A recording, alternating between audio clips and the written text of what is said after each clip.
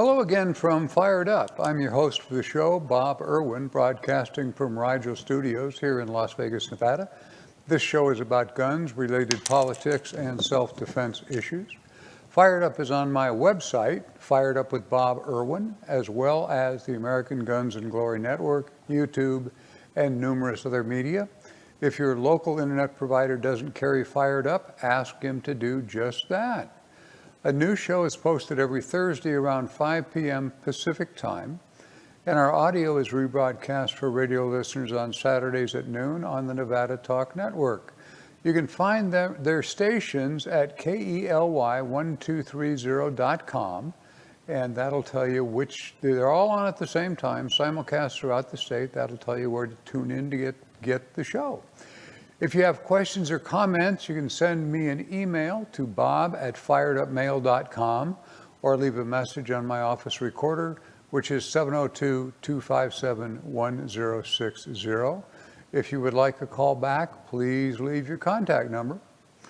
There are several hundred defensive uses of firearms each week in the United States. Rarely, truthfully, are fully covered by news media. I always select a few for my listeners' information.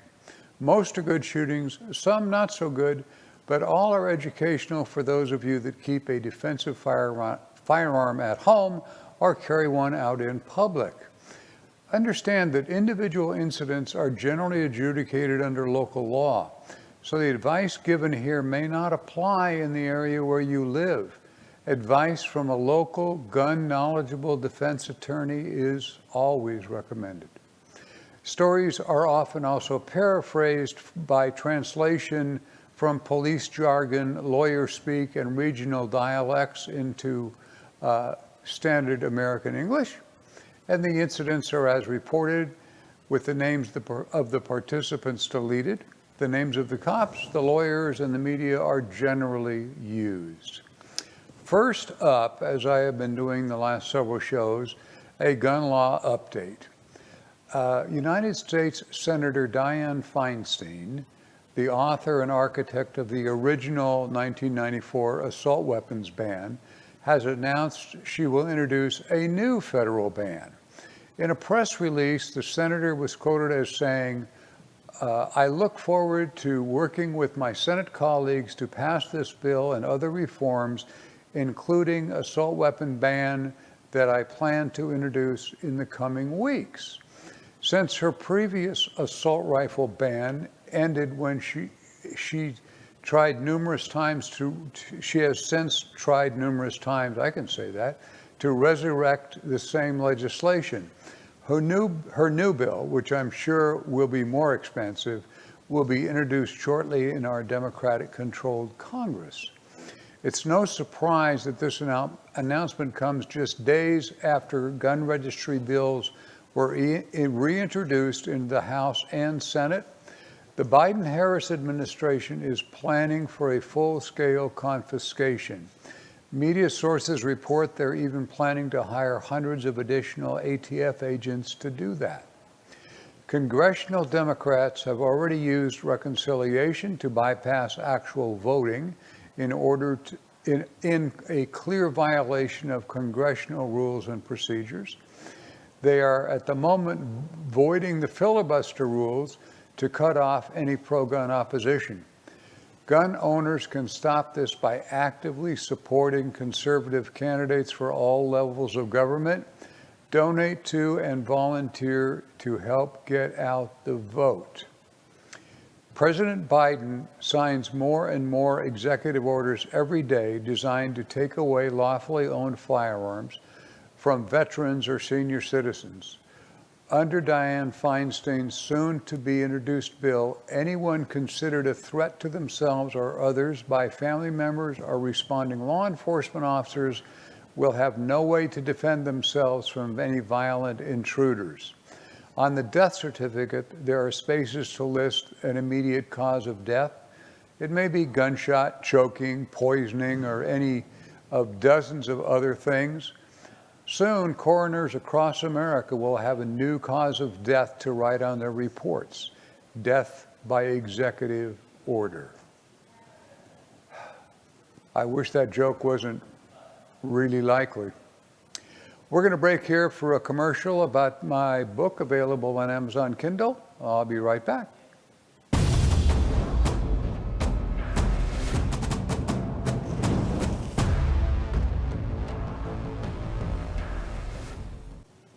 My latest book, Self-Defense with Firearms, Use of Force in Nevada, is now available on Amazon Kindle for $4.95. You can download it now. It contains examples of dozens of shootings and pointing a firearm cases that I personally experienced in my 24 years in law enforcement, or where I testified in court or deposition as a firearm and use of force expert. The book is about the use of firearms in defense of yourself and others in my home state of Nevada.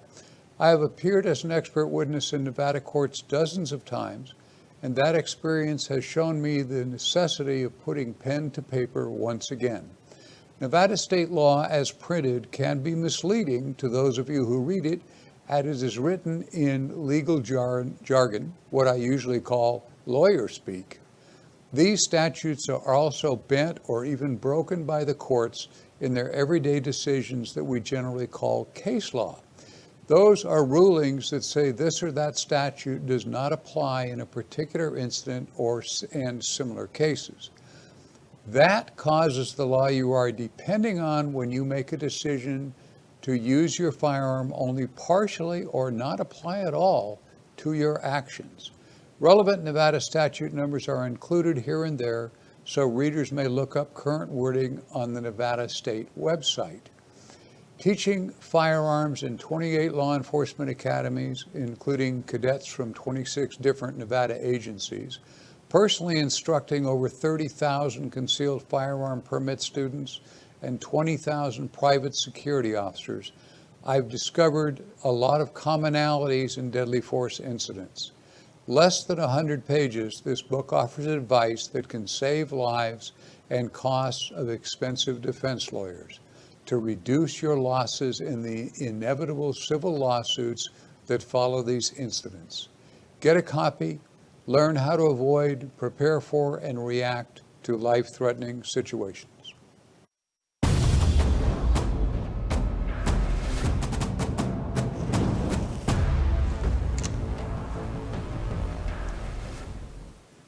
Second story today. The Ozark County Times reported March 3 in 2021 in Dora, Missouri. A local resident called the sheriff's office a few minutes before 8 in the evening on February 23rd to report that his neighbor was threatening him with a pistol and was outside his house on Country Road 179.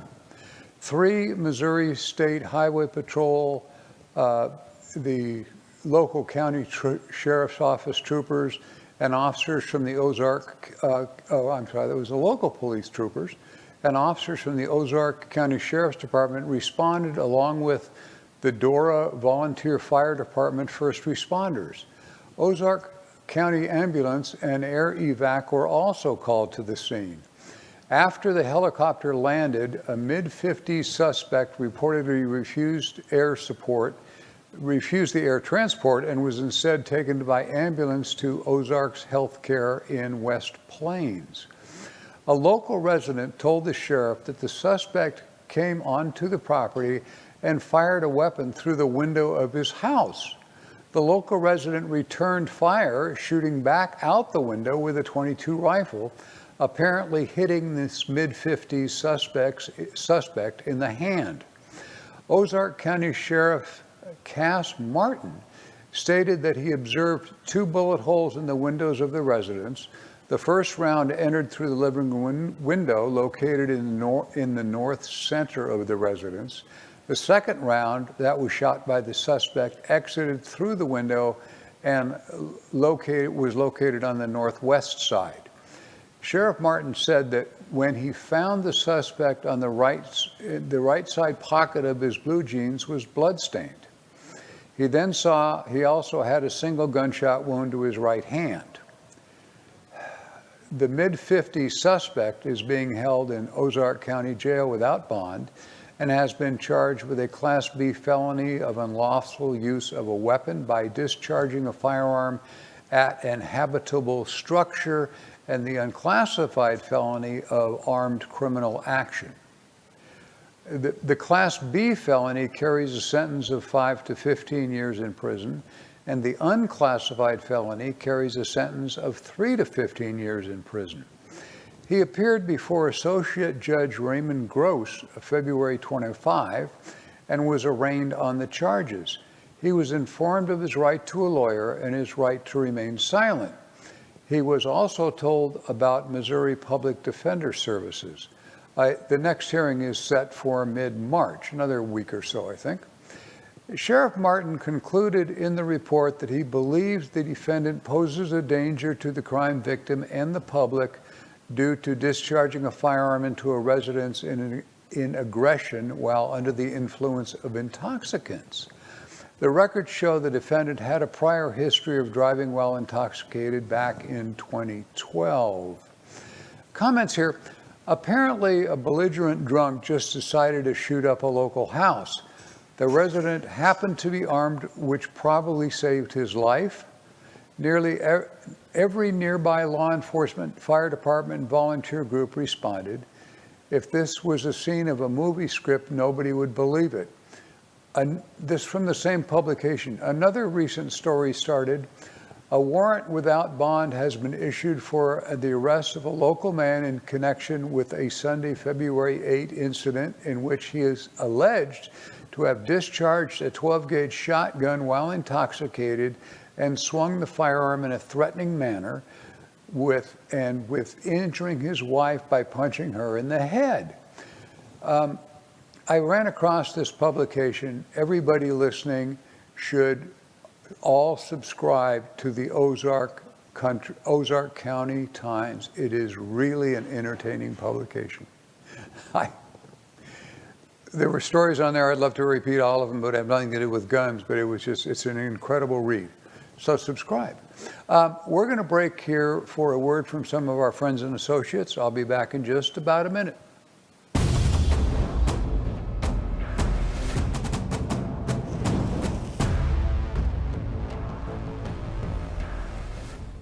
Freestyle Martial Arts, located at Jones and Russell here in Las Vegas. You can reach them at 702-551-9009.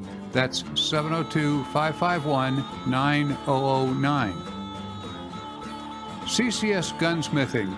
Chris Eifelt, the man who does all the NRA help, he's at 2216 South Rainbow Boulevard near Sahara. He can be reached at 702-365-1732. Once again, 702-365-1732. Jerry Creed, a trust attorney. If you have a firearms trust or need one, this is your guy. You can reach Jerry at 702-806-7777. That is 702-806-7777. CCW Maggie is found all over the internet. You can reach her by phone at 702-375-5900. That's 702-375-5900. All sorts of firearms training, ladies only classes. She is the best of the best. Call CCW Maggie.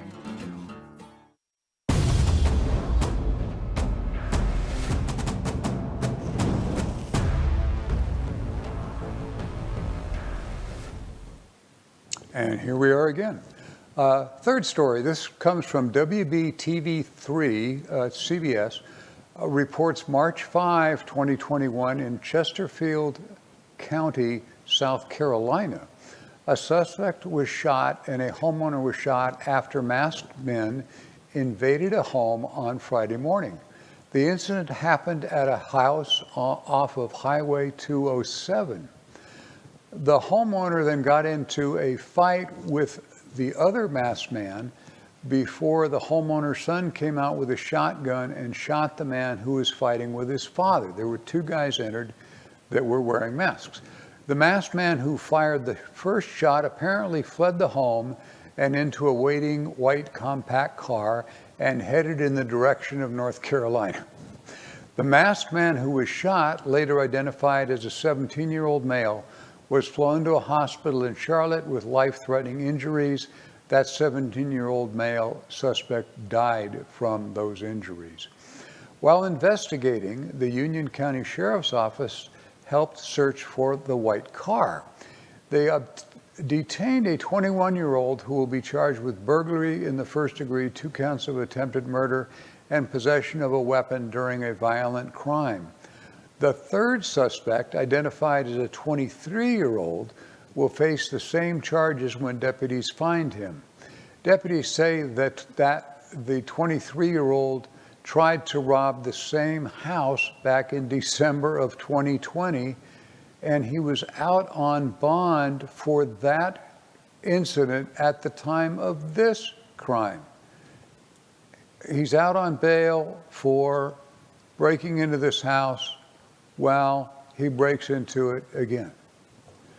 The 23-year-old, the 21-year-old, and the 17-year-old male suspect who died were all involved in the home invasion. Officials did not specify who the other masked man was that went into the home. In addition, officials detained a 17-year-old woman for questioning, and she's currently facing charges of accessory after the fact. The details remain mostly limited, but the investigation continues. This sounds just like the previous story, doesn't it? Comments here: armed young men apparently attack a random house. There's no indication in the release reports that those involved here knew each other. If that is true, this is another example of the dramatic increase in crime recently. If they did in fact know each other, personally or by reputation, the incident is no less dangerous to neighbors and bystanders. Lights outside and cameras often cause criminals to choose easier targets. Your neighborhood watch program should help. Join it. Or if there isn't one, ask your local police how to organize one. They all have programs to set those up. Story number 4. The Chicago Tribune in Illinois reported March 10, 2021 in Beverly, officially it's called Beverly Hills, it's on the city's far south side. An incident happened just before 10:30 in the evening in the 10,600 block of South Levitt Street. Chicago police reported a 69-year-old intended victim was approached by 3 men who demanded his belongings. The 69-year-old turned out to be a concealed weapon license holder. Instead of handing over his wallet and other items, the man drew his handgun and shot towards the group of men trying to rob him.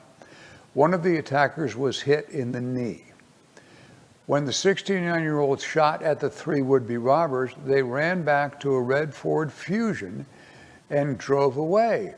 They managed to get as far as the Gresham neighborhood, which is nearby, I guess, and they crashed the Ford in the 8700 block of South Vincentes Avenue. All 3 men took off running, but soon were caught by Chicago police officers. Officer Alex Aguas, I know I'm pronouncing that wrong, A-G-U-A-S, a police spokesman, said 3 were taken to an area hospital for evaluation. No additional information about the men's ages, injuries, or other details were immediately available. Comments here: this is great work by the Chicago police. The city of Chicago, sometimes known nationwide as the murder capital of America, has perhaps begun to fight back. That being said, regulations to obtain a firearm are incredibly time-consuming and expensive, with layers of bureaucracy to go through. It does, however, include lots of instruction and live fire training. Political connections help a lot trying to get through the process. Most of the violent crime is gangsters shooting other gangsters, with a lot of bystanders and children getting hit. Check out crimeresearch.org, crimeresearch.org, for historical and current data. If you are planning traveling to Chicago, Check the website handgunlaw.us before you bring any firearms or ammunition. They have lots of rules there about other people's guns. We're going to break for our second and last commercial break, a little shorter than the previous one, so I'll be back in just a minute. Don't go away.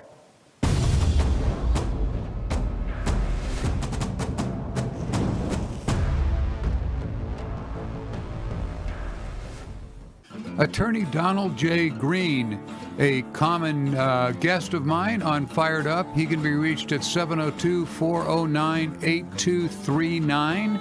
He specializes in gun case litigation. He is your man. Don Green, 702-409-8239. And Battlefield Vegas, my new kind of home for this show. They're on Circus Circus Drive, directly behind the Circus Circus Hotel and Casino. You can find them there with CCW classes and an amazing place for gun rentals, everything you could possibly imagine. Check out, if you're in town as a tourist, check out battlefieldvegas.com.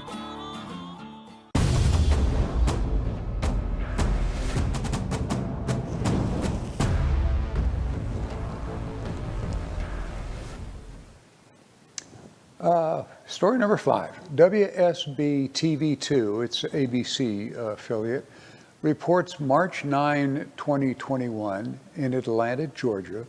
Police received a call just after 3 in the afternoon on Tuesday about a male suspect who entered the restaurant inside Colony Square. That's a shopping area located in Midtown Atlanta, with a gun and demanded cash. Sergeant John Chaffee said Atlanta police responded to the Midtown Chick-fil-A, where they said an armed citizen stopped an attempted burglary. Atlanta police originally said the male suspect fired 3 shots inside the restaurant, according to the witness reports. However, police later said the shots actually came from an armed citizen who tried to stop the robbery. As the male suspect ran from the restaurant, several people nearby attempted to stop him. One of them fired 2 shots and held the robbery suspect at gunpoint until officers arrived. No one was injured in the shooting. At this time, no charges are expected against the citizen. The suspect was identified Tuesday as a 23-year-old. He is charged with armed robbery, aggravated assault, possession of a firearm during commission of a felony. He is currently a resident of the Fulton County Jail. Comments here. We all have an armed citizen stand. We all have an armed citizen stand to a stand-up criminal. The bad guys and others tend to notice that the trends to reduce crime over the long run. When citizens stand up to criminals, the word gets out and they tend to pick other targets.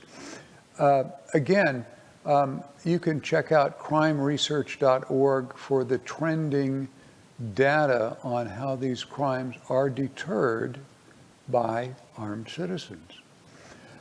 Story number 6. This is we used to do this several shows, and I got away from it, and this is a training tip we're going to use it as the last story in the show today. I had a recent call about defensive shooting, questioning the 2 to the chest and 1 in the head technique taught by most law enforcement for use against a charging opponent. A long answer is coming up here. The technique should be 2 to center mass and 1 to the pelvic girdle. That is the area just below the opponent's belt line, extending laterally across his body. In real events, a charging opponent's head wobbles side to side, making it almost impossible to hit the brain or the brain stem. Without that vital area being hit, he will not stop. He will continue forward. The most important point here is to survive a violent charging opponent. It is necessary for you to back up or move sideways. If possible, step behind objects, furniture, or vehicles. Get out of his line of attack. Where he's running at you, move. The pelvic girdle hit will break a hip, spine, or leg bone, likely causing the target to fall on his face. An additional advantage is that if your attacker is wearing body armor, your shot will pass below the line of the body armor. Serious criminals like gangsters often wear bullet-resistant vests these days. There's another related issue here is the number of shots you fired. The person who wrote in asked about that. How come the police fire 20 shots and they don't get in trouble over that and that sort of thing? Actually, they do get in trouble over that. In the stress of a sudden life-threatening attack, nobody actually counts their rounds. If the shooter knows at the moment that he fired only 2 rounds and then waited to evaluate the damage, perhaps he or she didn't need to fire at all. Navy SEALs, Army Rangers, Marine Raiders, SWAT teams, and Secret Service dignitary protection teams are obviously exceptions. I had to get everybody on the list there, so I wasn't leaving somebody out. As they practice with thousands of rounds a month for a myriad of scenarios, most ordinary people caught in a suddenly deadly attack empty their handguns completely. That is sometimes followed by several clicking sounds of the trigger being pulled on their empty firearm. The adrenaline dump in your system will take some time to dissipate. Enroll in any training you can find and keep up your skills. Keep them fresh. I can remember dozens of students coming in to renew their 5-year permit, saying they haven't fired the gun since the last class and can't remember how to reload it or where the safety is located. Your life and your family's lives could depend on your skills. Practice. There is no excuse. Take a class, follow this website, listen to advice, keep your brain in the game before suddenly it has to be in the game. That looks like all the time we have this week. I'll be back next Thursday on my website, firedupwithboberwin.com, the American Guns and Glory Network, and numerous other websites, television, and radio stations. When watching any media, please click on subscribe so the new shows can be sent to your phone or computer automatically each week. You can check out my recent shows at firedupwithboberwin.com. It contains several dozen episodes. My logo merchandise, hats, shirts, and books are available at Battlefield Vegas. You saw their commercial a little earlier. They're just behind Circus Circus on the Las Vegas Strip. If you are ever in Las Vegas, Battlefield Vegas is a must-see attraction. You can shoot a minigun or any of hundreds of firearms or even crush a car with an Abrams tank at their associated outdoor facility. Transportation there is provided, so you can contact info@battlefieldvegas.com. Thank you so much for watching. I will be back in 1 week with more stuff and hopefully updates on some of the gun laws that DIFI is bringing down on American citizens as we speak. Have a good day.